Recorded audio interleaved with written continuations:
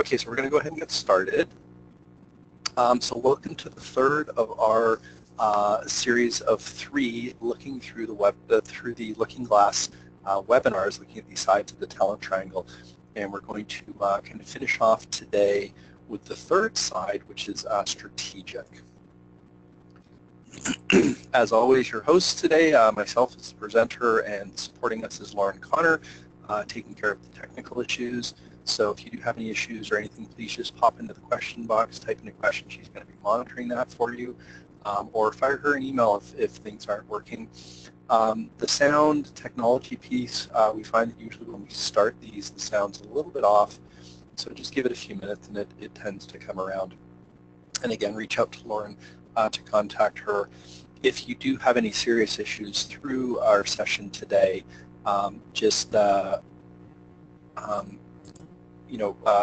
try to get in touch with Lauren through the chat, the text, the question piece, or send her an email. And if it really becomes an issue, we do record all of these sessions so you could actually watch them after.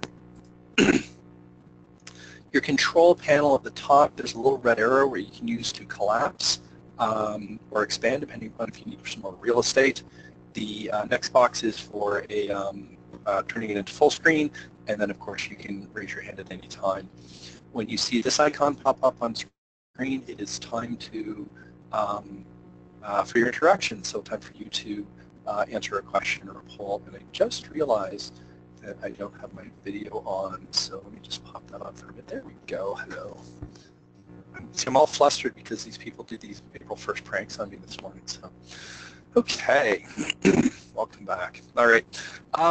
So again, we're looking at the talent triangle. We looked at the other 2 sides. We looked at the technical side. We've looked at the leadership side, and we're now taking a look at the strategic side. So when I was starting to put this together, my take on the whole strategic piece is that we need to provide value. And I thought, I'm going to take a look at PMBOK 5th edition, because in 5th edition of PMBOK Guide, there was an increased awareness, interest, focus around providing value. And if you take a look at PMBOK Guide 1.6, so the first chapter, section 6, right in the middle of it is this statement that I pulled out. Project management focuses on the delivery, on the successful delivery of products, services, or results. And this is right in the middle of the chapter that's talking about, right in the middle of the section that's talking about, providing business value. And when we think in those terms, what does that return on that investment look like? Now, and I'm just going to turn off my my video cam. We'll come back to that later. Find that the bandwidth, etc. tends to work a little better. Now, there it is. We take a look at PMBOK, and you notice that there is, so chapter 1, which is all about, kind of the introduction and getting it started, it talks about the relationship of project management to operations management and to the organizational strategy, and that's going to be a big focus of our time today. And you notice that it ties it back to organizational strategy, and then in 1.6 it talks about business value. But what's of interest here is the number of pages. So we've got this, 600-page document, this guide, and here we have, 3-4 pages dedicated to business value. And this is, I think, a lot of the issue that we're running into when we talk in terms of, strategy and business management. The PMBOK guide doesn't really have much guidance for us in that regard. And to be quite honest, it really shouldn't, because its focus is around managing the project itself, and that's really what project management should focus on, and does, and I think it does a very good job at that. But we need a larger awareness. So as I'm thinking about this, I'm thinking, well, really the goal of any organism is to survive, and this picture here is actually called a sea squirt, and the reason I chose a sea squirt is because it has a very interesting survival strategy. When it's first born, it's floating free. It finds a nice proper space to attach to the coral. It attaches And as soon as it attaches, it eats its brain and it eats its eye. So it has one eye and it has a very simplified brain. And then it spends the rest of its life just basically feeding and filtering water until it's matured, and then it produces its offspring, and the cycle continues. So when you think about an organism, its primary goal is survival, because of course if the organism doesn't survive, the species doesn't survive, and so on. And we can actually say the same thing with any organization, right? Because an organization's primary goal is to survive. Now, you talk in terms of strategy and you say, well, no, our goal is to provide excellent customer service.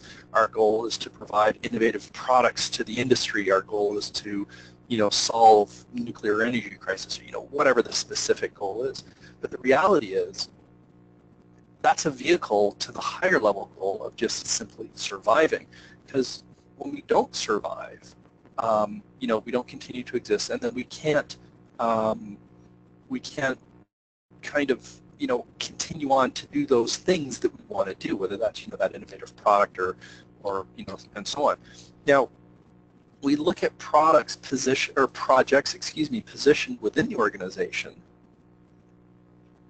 and they're part of the mechanisms that we use to support the organization, and then hence the organization is able to do whatever it's in existence to do. So I want you to just kind of think about your project here in kind of the larger organizational picture, and also keeping in mind that within the larger organizational picture you have a kind of larger environment that you need to exist within. I went to a PMI event last night, and it was one of those dinner socializing events, and one of the ladies at my table has just moved to Toronto from Calgary. She's been here about 2-3 weeks. And basically she was in the oil and gas sector, and as we all know, things are kind of not looking very rosy over there in that sector. So she's come to Toronto to look for greener pastures, as it were. And here's a person that's she does projects for a living, so she's within her organization. There's downturns within the organization, there's layoffs, but she's also being aware of kind of that larger environment and kind of realizing where she needs to be to for her perspective, gain employment and so forth.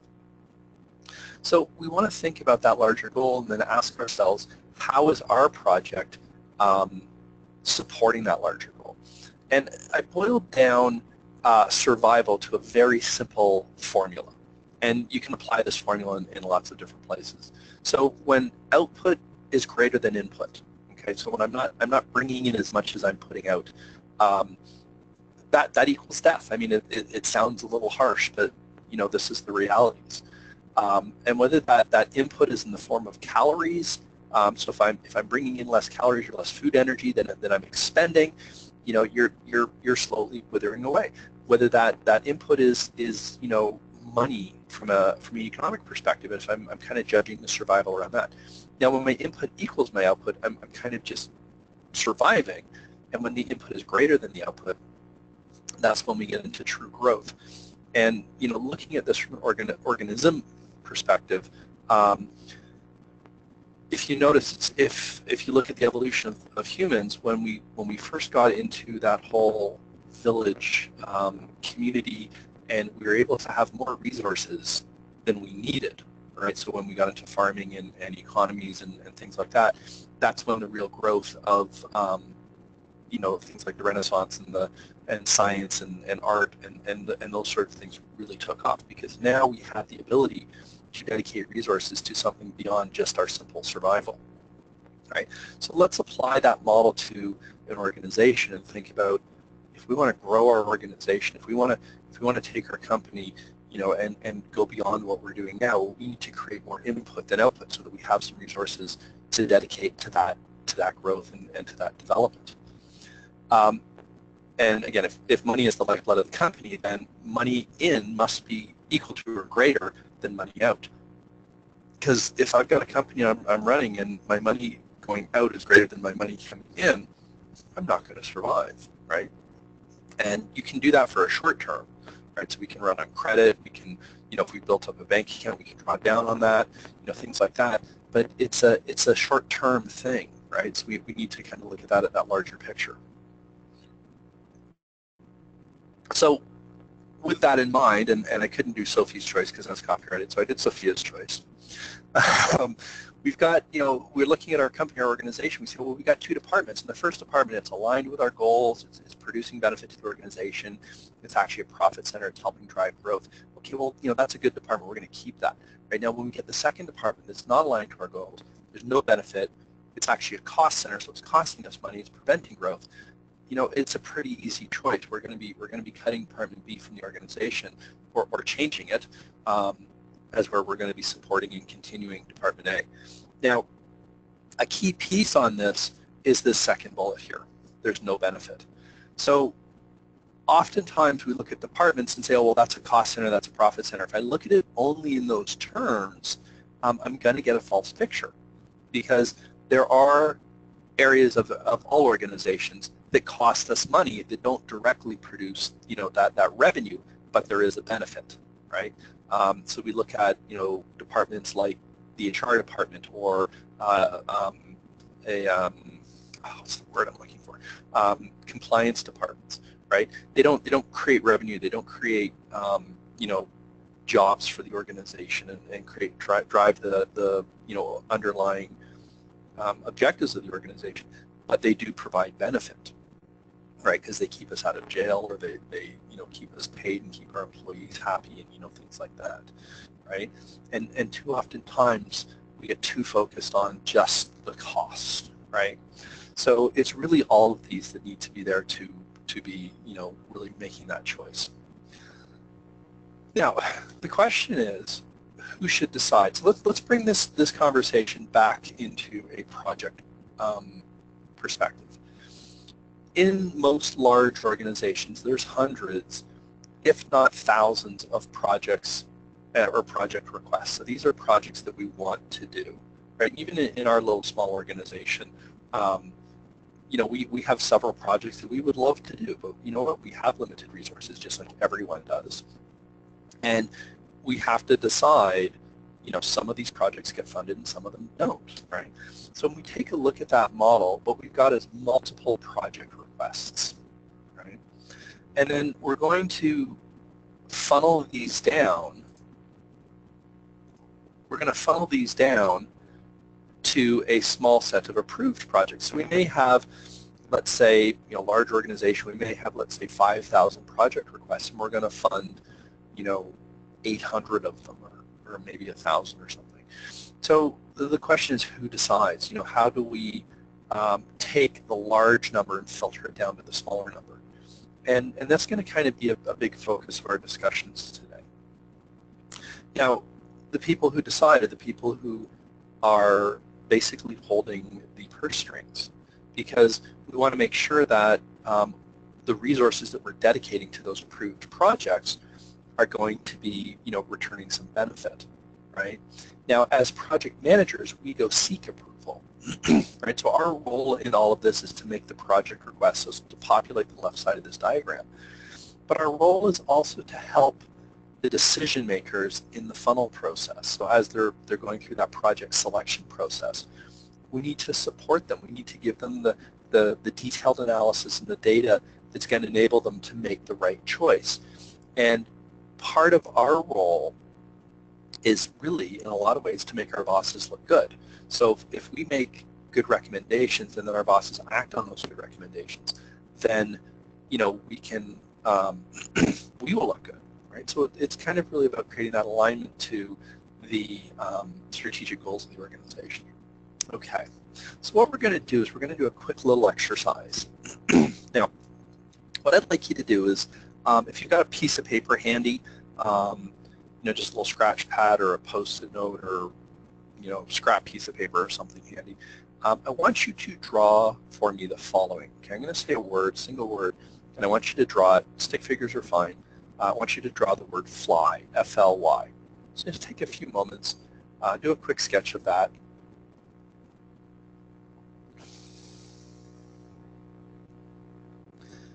And now that you've sketched it, just pop into the question box there. And Lauren, thank you, has posted the draw fly. And what I'd like you to do, please, is just pop it in the question box and just type in what you drew. Okay, so you just, just pop in there and type in what you drew. So you can give me a quick little 1 or 2 words to just tell me what you drew.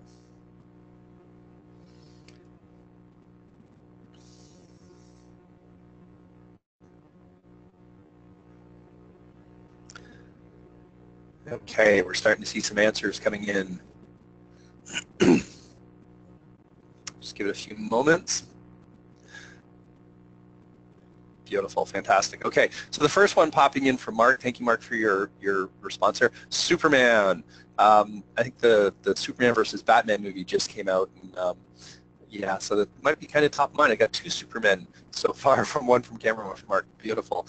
So I got a next one was I drew an insect, a fly, the insect.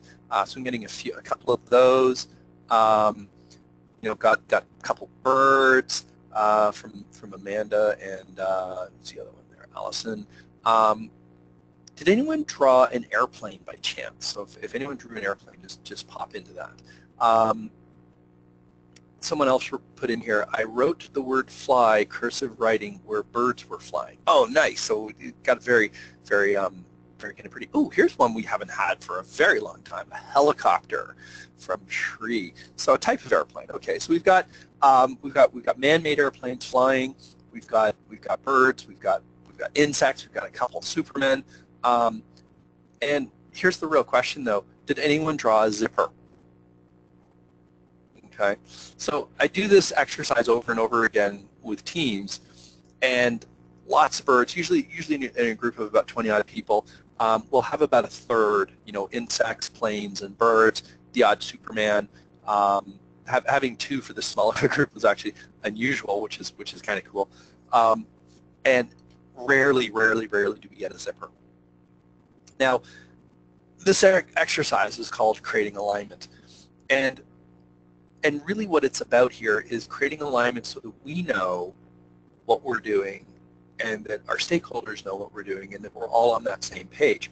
Now, when we talk about this in the world of project management, usually that alignment is around scope. Okay, so we're usually talking about, do we understand the scope of what we're building, right? Does our stakeholders understand the scope of what we're building? And is that in alignment, right? And I'm just going to back up for just 1 second here. So really this harkens back to, project management focuses, on successful delivery of, the products, the service, or the result, which is our scope, which it absolutely should. But we would be remiss if we were not also thinking in that larger context of, are we delivering something that is going to benefit the organization? Okay, so this alignment exercise, we can actually apply it in a couple ways. The first way is, are we aligned with our scope? Do we know what we're supposed to be delivering, so that when our customer comes to us and says, could you please make me a fly, I don't build an airplane versus a zipper, or vice versa, right? And the second element of it is, are we aligned to the strategic goals of the organization? Because if we're not aligned to the strategic goals of the organization, there might be some consequences around that. So this is our second question now. What is the consequence? What are the consequences? What is the consequence if our projects are not aligned? So what is the consequence if our projects are not aligned? I'm going to give you a few moments to pop into your question box there and answer that question.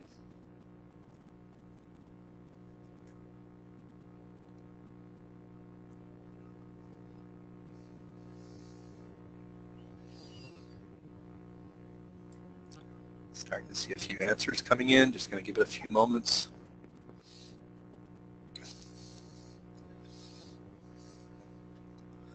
Always got to remember from my side of the table that it takes time for you guys to type.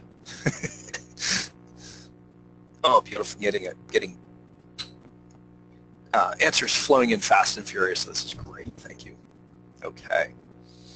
And I'm going to just basically read them in order because Gabrielle, Gabriel, got the wrong one there. Gabriel, first answer that came in was just great. Risk of epic fail, not just risk of fail, but risk of an epic fail, absolutely. And there's a kind of a larger conversation around, what is project success? And if I look at, the definition or the quote from Pimbach that we started with, which is, project management is focused on the successful delivery. When I deliver the product, that is success. But, we need to kind of look beyond those borders, right? Risks of delays, lack of clarity. So if I'm not aligned, yep, absolutely, because if the delays are going to be there, because if I'm not aligned with my organization, we're not going to be getting that support. Things will get delayed. The lack of clarity, which way are we going? What does this really mean, right? We also get into competing priorities, absolutely, from Cameron. And the competing priorities, one project's taking over from the other. We had that slide earlier with the multiple projects within the organization. So if my project is not aligned with the strategic organization or the strategic goals of the organization, and meanwhile the other project is, I'm going to be risking resources being pulled off of my project to go on the other more important one. I'm not going to be getting as much support and so on, right? So it really is as much as having that strategic alignment is not necessarily directly project management. It is going to support the project management because there's going to be a lot of sub-benefits that come out to that. Now, in terms of cost, we're always using the term budget, and the more I look at this and think about this and kind of study this and talk about this, the more I think about not budget but investment. And I'm now advocating that as project managers that we should be thinking in terms of, when we talk budget, we should be thinking investment. And coming from my entrepreneurial background, I was kind of on the management side, on the running the company side, and whenever I viewed a project, it was always around well, how much money is it going to cost, how much time is it going to take, and then hence what's the return on investment. Because if you say to a person the word investment, usually the thing that pops to mind is what is the return on that investment, right? And really when management says to you, when your sponsor, when senior management team says to you, what's the budget? What they're really asking is, how much am I going to invest? And then there's another half of that conversation, which is, okay, what's the return going to be, right? How much of a return am I going to get? Because we all have limited resources. So, if I've got 5,000 project requests on the table and I only have enough money to fund, let's say, 800 of them, I need to pick wisely. As senior management, you need to be very astute and pick very wisely so that you're investing the monies well and hence getting a good return on that investment, so that our income now is bigger than our output and we can grow. And the nice thing is, when we get this formula right, when we make those decisions right and things start working, we actually free up more resources to do more projects, right? So our limited resources tend to become a little bit less limited, right? And really, at the end of the day, it all ties back to survival. If we're in an organization and we have these resources and we start investing in project after project after project, and I'm not getting returns back on those projects, the well's going to run dry, and we're eventually going to run out. And whether that's in the form of the bank account goes flat and we can't pay our payroll, or it's in the form of investors are no longer investing in our company, stockholders are selling the stocks, and people aren't buying and putting money into it. And this survival will happen at multiple levels. And I've been using, organism as an analogy for our organizations. And I went to one of the most simplest organisms, on the planet, the sea squirt.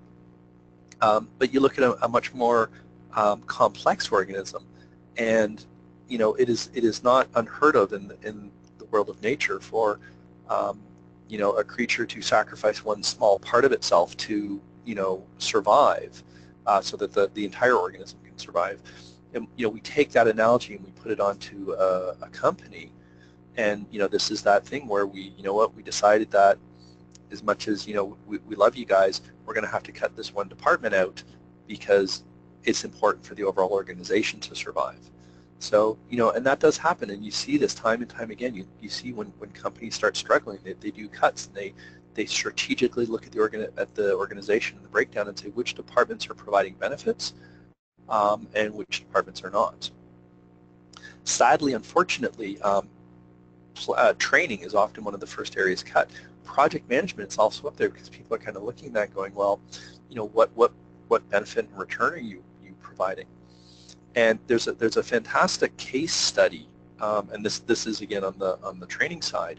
A company called I Am Gold, they're a mining organization, and they did some really phenomenal work in their training department. And when I say phenomenal work, I mean they were changing people's lives, and they were seeing a really good benefit within the organization. So they're out running these programs. They're dealing with miners in foreign countries. They were going into effectively third world countries, and they were teaching basic literacy skills. They were getting these locals up to speed, not just from here's how to operate the equipment and do the mining, but actually teaching them some basic life skills around literacy and communication, and getting these folks so they were good, effective managers, and they could run the company and do all and fill those roles. And it was so successful that when they went through a downturn a few years ago, the president of the company, when they did I think it was something like a $500 million cut or something to their budget, like it was a ridiculously huge number, he stood up at the meeting and said, yes, we need to make all these huge cuts. Training department is not available to be cut. And there was something like a $20 million budget on this, and he said you were not allowed to touch one penny of that. That is staying in the budget. You got to go find your cost savings elsewhere. And I think this story really shows well that as a department, as an entity within the larger organization, if we are showing that we are providing benefit back to the organization, we are going to be safe. Okay. So you want to really kind of think about that in terms of how can I make my projects kind of more effective and almost kind of create that shield of armor around you when it comes to if you have a downturn, etc. So for any of you who have gone through your project management, your PMP training and certification, it talks about life cycle costing. And I know from my perspective, what I tend to see is people have this discussion when they're going for certification, and then they kind of forget about it later. But I want to just kind of bring this up again. And what we're really looking at when we talk in terms of life cycle costing is we started a net zero, and then we've got a negative and a positive flow out of that net zero. So the net zero is the state that I'm in before I start the project, and I'm not saying we have zero resources. We have zero bank account balance if we use the analogy of a bank account. I'm saying we're starting at this place, wherever that is. So let's say we've got $4 million in the bank, or whatever number, right? The actual number itself is irrelevant. As we start to run a project, there's a dip in whatever our current status is. So we started at a net zero. We approved the project. We're now spending money, but we haven't gained any benefit back.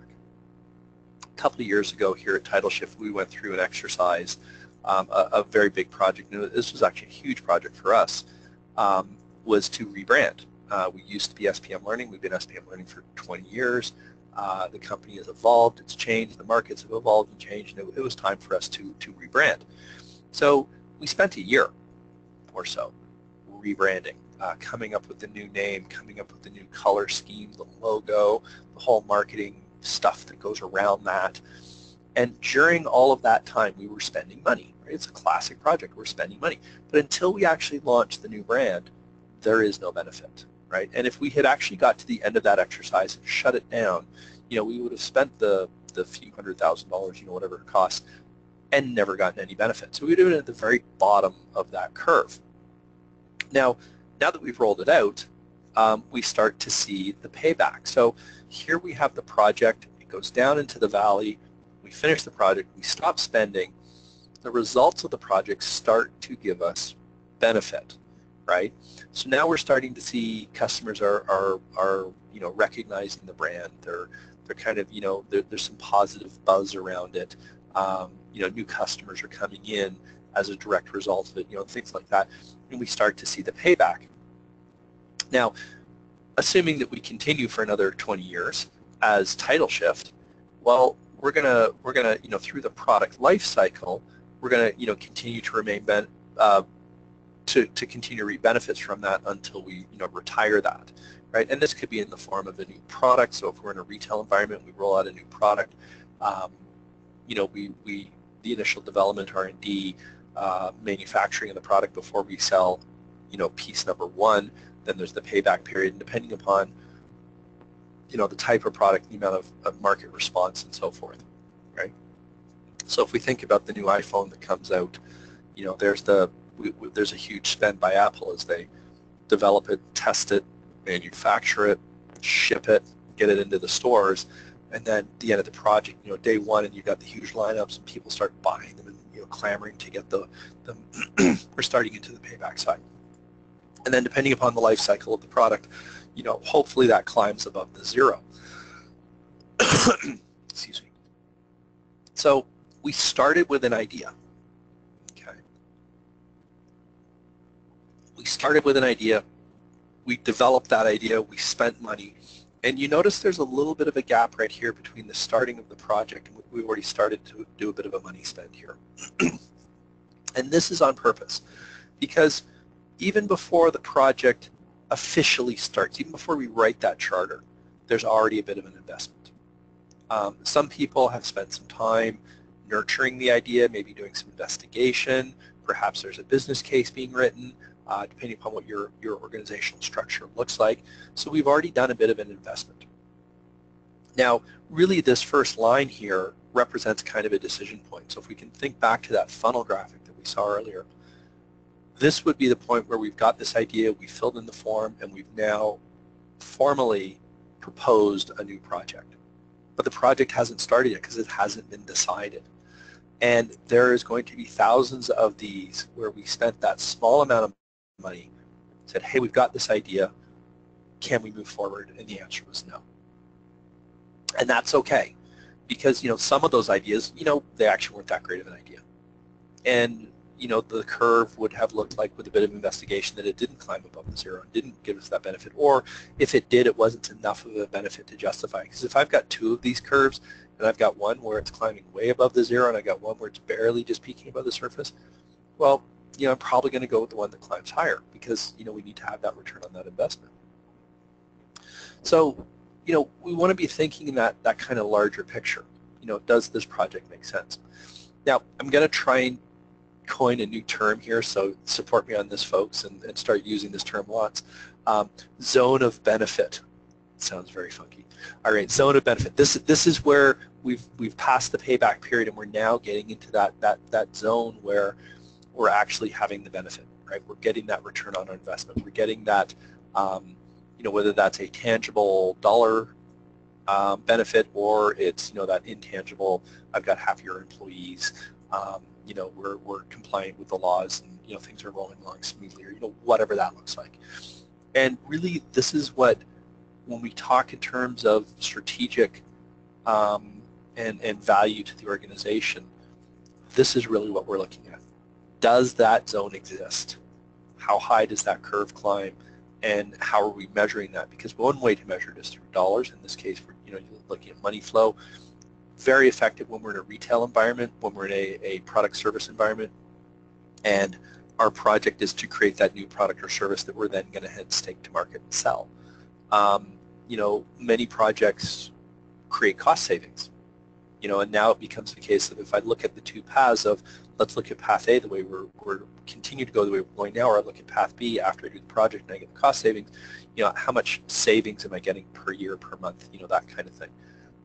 And sometimes that can be very hard to measure and to quantify, but we need to kind of be aware of that. And really, this is the overall conversation of, what is that strategic benefit from the project? Is it there? Does it exist? can I quantify it, A, and B, hence, if I can quantify it, can I measure it, right? And the better job we can do around that, the better support we're going to get, the greater alignment we're going to have, because now we're not going to get distracted by the shiny object, the solution. We're going to stay focused on, what the objective is and the benefit, and hence when we're making our decisions, if we keep that in mind, we can keep our project aligned with that. Okay, so I'm going to just pose another question for you. What tools do we have to ensure our projects are aligned with strategic goals of the organization? So as we've been talking about this today, you've probably been thinking about, well, how can I do this, right?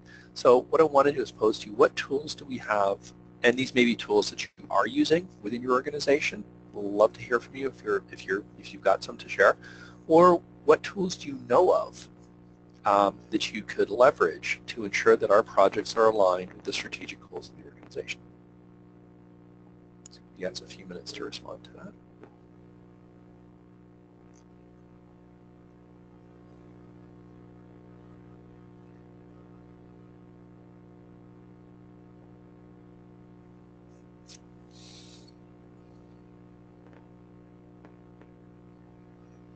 Starting to get some good answers in. Let's give it a few more moments.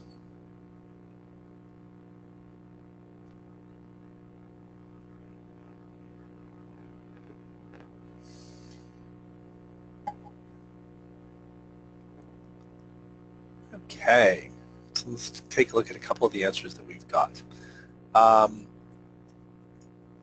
The first one, corporate roadmap and portfolio management from Gabriel. Absolutely, you want to have that corporate roadmap. You want to have that awareness of kind of where the organization's going, and then we're gonna talk a little bit more about portfolio management, because portfolio management, and it's mentioned extremely briefly in the project management and PMBOK, which it should, because the PMBOK, the PM, is project management of portfolio management. It is a different discipline, and this is really one of our biggest for. How do we find out which ones should get approved and not? Really, that's the job of your portfolio managers and your program managers, and we're now getting into the PMO, EPMOs, right? Your project management office, your enterprise project management office, and those sorts of things. I love this next one, simple alignment mapping, and I love that you use the word simple there, Amanda. That was just fantastic. I'm a huge fan of this whole concept of make things as simple as possible. There's the great quote by Einstein that says, make things as simple as possible, but not too simple. When we get into big, cumbersome, onerous processes, they tend not to be applied well, because the reality is they're big and cumbersome and onerous, and that's not a place where we want to be. In fact, if we apply the logic of the survival, it's actually a place that kind of threatens our survival, because in cumbersome and onerous, we're actually spending more energy, right, to get the result. So if we think about just the basic project management processes, looking at, and whether it's waterfall or agile, or whichever process you want to take a look at, you're going to get a certain return on your investment for the amount of work you put in.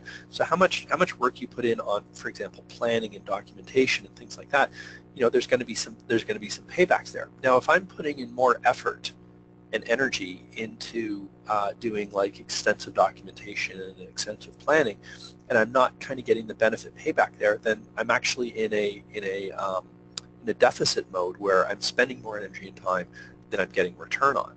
So this is what's the root of that whole concept of let's put in enough resources to adjust the amount of project management we do, so that we're doing what I like to call just enough project management and getting the project done, getting it done well, but not putting in so much extra effort that we're kind of not getting that benefit back. And it's kind of a little bit like the 80-20 rule.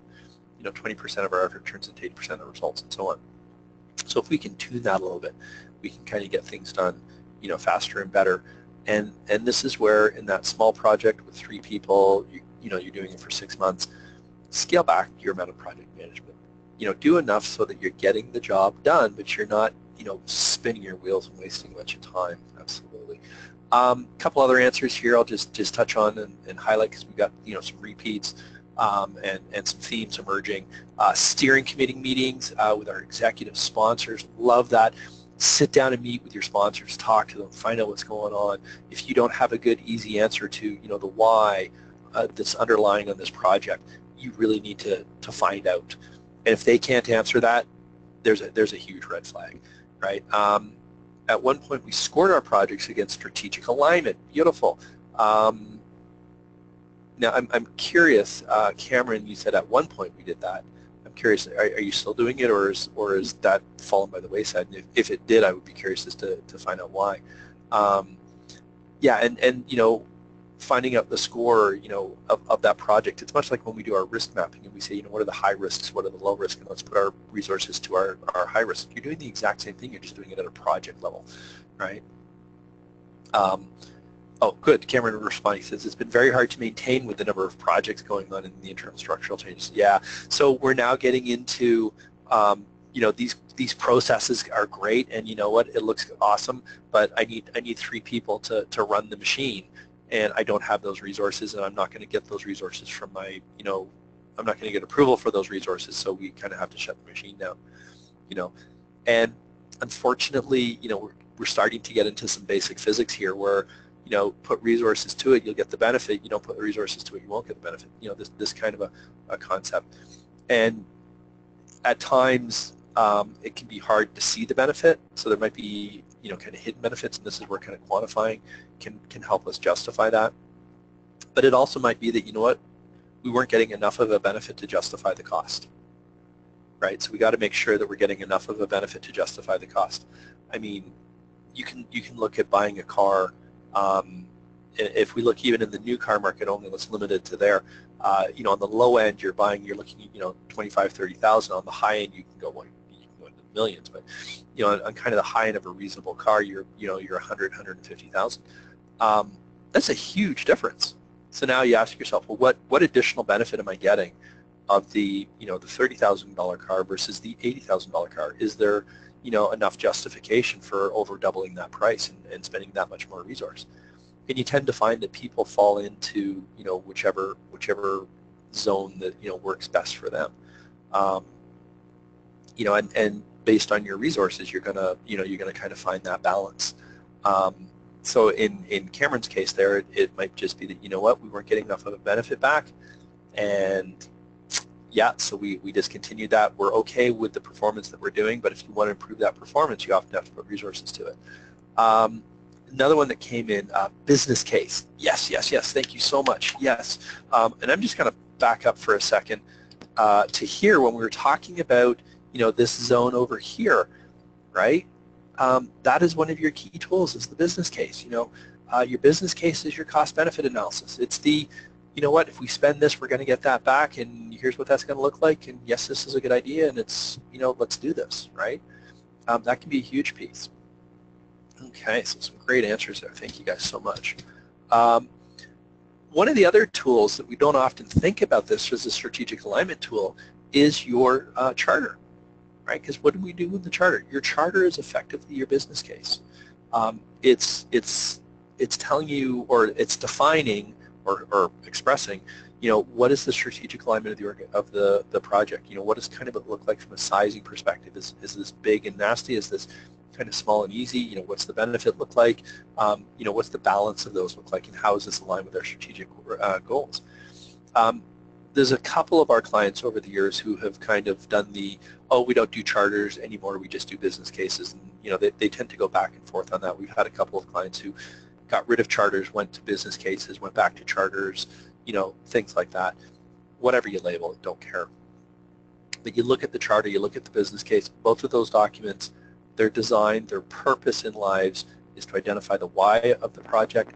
You do it early. It's all about justifying the project's existence. So next time you're putting a charter together, I want you to think in those terms. You're trying to justify your existence.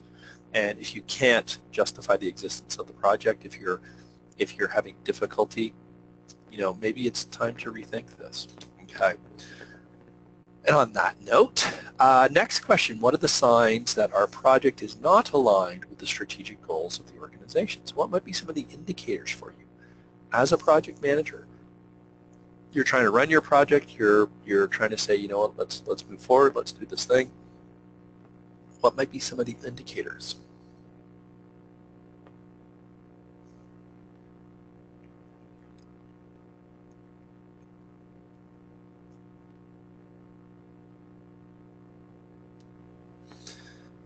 I think I stumped a few of these folks. You're getting a little slower on the responses.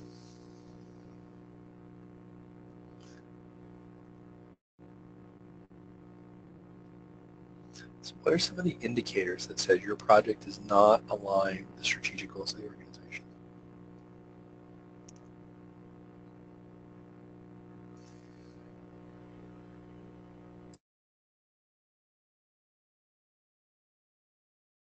Okay, we're starting to get some stuff flowing. Oh, that's why. Boy, these are some long answers. This is great. Okay, minimal stakeholder interest. Yes, there's something in the training world that we call WIIFM. I always refer to it as WIIFM radio station. Are you tuned in? And it's an acronym that means what's in it for me. And if what your project is doing is going to directly help my department, my portion of the organization, hence it's going to support my survival, whether that's the entire organization, if I'm on that senior leadership team, or if it's just within my department, if it's aligned there and I'm seeing the benefit, I'm going to be interested, because you know what, this is going to make my life easier, it's going to make me interested in this, I'm going to kind of be moving forward. And the second part of that from Liz, thank you Liz, is not getting the approvals, right? So if I have that minimal interest, I have the not getting approvals, there's a good indicator to say, you know what, your project is not aligned with the strategic goals of the organization. So we might want to kind of rethink that. Confusion by your stakeholders, lack of support, lack of attention from management. Absolutely, these are all good points. Again, lack of senior management support. Managers focus on strategy. They aren't sure about how the project is going to help them achieve that. Objectives from Cameron. Yeah, absolutely. You guys got it. You're all over this, right? So big indicators you're going to see is you got lack of support. You're getting resources pulled off. You're getting non-responsive. You got stakeholders being disengaged. They're all kind of going, yeah, this is a project, but yeah, it's not really grabbing me, right? And then of course the other side of that is you've got some really good support. I had an experience working at one of the large banks where I was in the SOX team, Sarbanes-Oxley, when that came in, and the amount of senior management support was phenomenal. But this project directly tied to the survival of the organization, because if we didn't do this project, we shut down the bank and senior management goes to jail. You know what I mean? And I say that kind of tongue-in-cheek, but reality is that's what would happen if you weren't SOX compliant. So we had the highest level of support I've ever seen on any project in any organization. And this is a big multinational 80,000 employee worldwide organization, and we had some of the top people. I mean, I got a phone call personally from the CFO of the organization, and this is one of the financial organizations. I got a direct call from the CFO directly, offering her support on the project, and in fact, not only offering the support, but she actually personally phoned a number of managers, senior managers through the organization that were dragging their heels on following through on this process. So when you've got good alignment, you're going to see good strategic support. And if we think back to the concept of we've got this large organization, there's multiple projects going on within the organization, and one of the projects is ours. Well, if we're that top dog project, we're going to be stealing resources. They're going to be coming onto our project, and we talk to our sponsors, and they're going to be, shifting resources onto our project. If we're not that top dog project, we're going to be shifting resources off of the project, to support that top dog project. And in both cases, it's okay, right? Because we know where we sit in kind of that hierarchy, where our positioning is, and so forth. But oftentimes we get very inwardly focused, and our project is the most important, and so forth, right? Okay, so our last question for today. What can we do about it? So I posed the two questions. What was, what are some of the tools that we have? What are the indicators? What can we do about this? Okay. So take a few moments to think about how you could address this issue, and let's see what you guys think.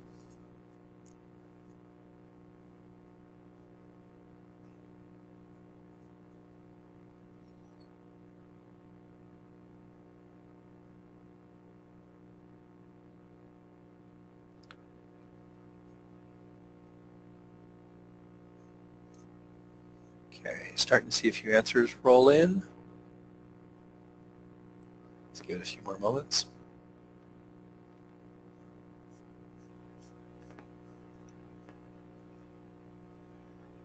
Okay.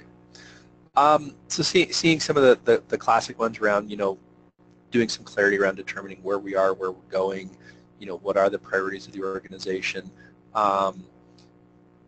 raising that awareness, simply being aware, and I like to call this listening to the whispers, right? So you don't have to hear the screams. So looking for those small indicators and acting on them. There's this concept in project management. It's a negative one. It's the checkbox project manager. Some people think, well, if I do all the bits, if I follow the methodology, my project will go smoothly. And while methodology will support us, just filling that in on its own is not, everything that's needed. So we need to be, very aware of what's going on from an awareness perspective, which is, listening to the whispers. And being reactive, and this is where Agile has really done some great things because we're listening, we're being very active and engaged, and adjusting as we go.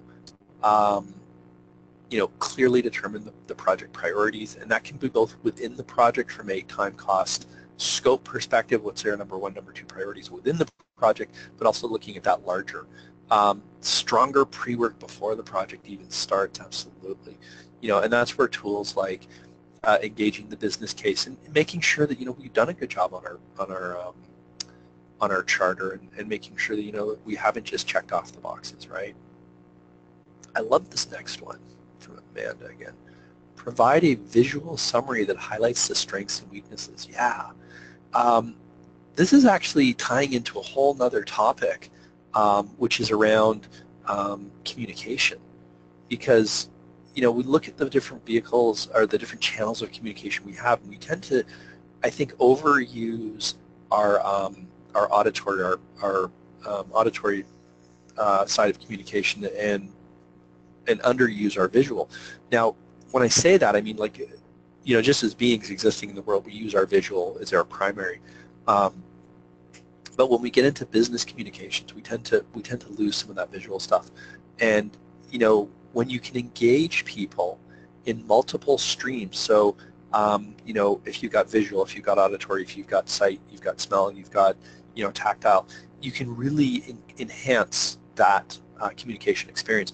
And this is why a picture tends to be more engaging than words, and a video tends to be more engaging than a picture. And the more we can leverage that. Now, I'm not saying we should go create a YouTube video for the summary of our projects and highlights the strengths and benefits, but maybe that would work. So maybe consider using some of those other things, because it'll pique interest. And I mean, it won't necessarily create the alignment, but it'll get the message across a little bit more effectively. So yeah, let's think about doing that. Maybe it's a chart that we need instead of just some text wording and things like that. And this next one from Liz, oh my goodness, this is perfect, thank you. Equip,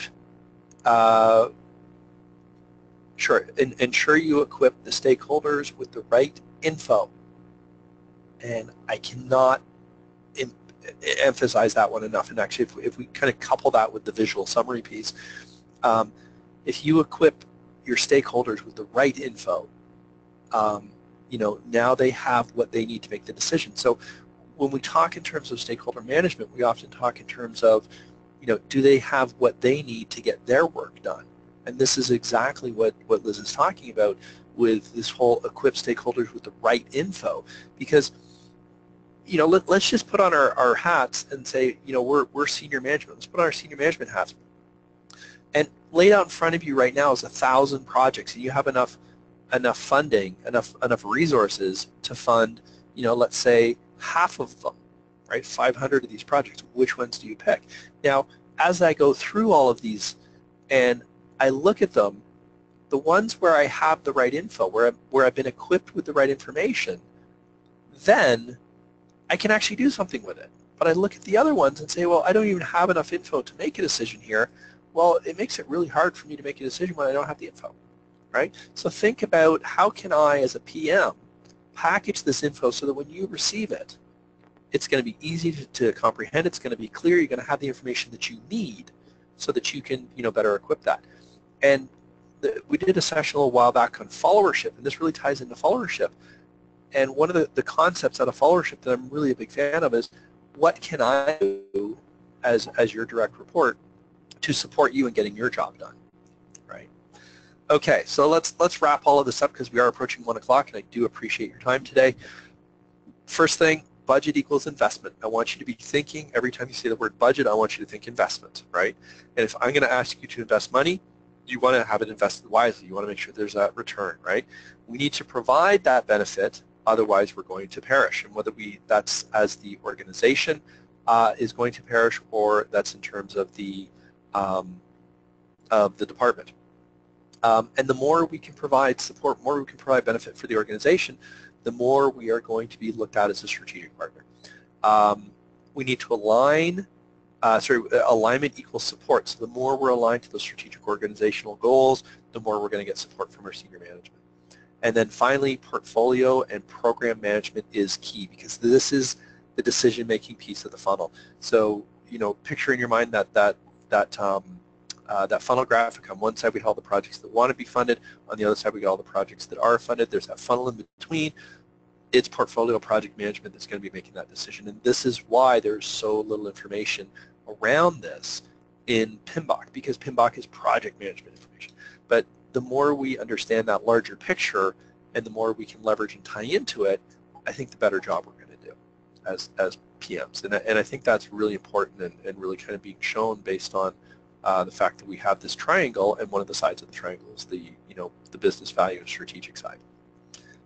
Okay, so just wrapping it up, project management is around focusing on the delivery, but we don't want to do this at sacrificing kind of that larger picture. Okay, so there's your PDU code, PMSTG. Thank you again for your time today. I forgot to look up when the next webinar is. Do you know it off the top of your head?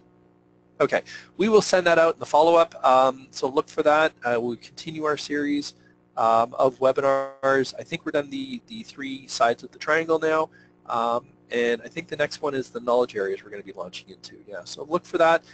Check out our newsletter, which will be coming out shortly, and stay in touch and have a great April Fool's Day.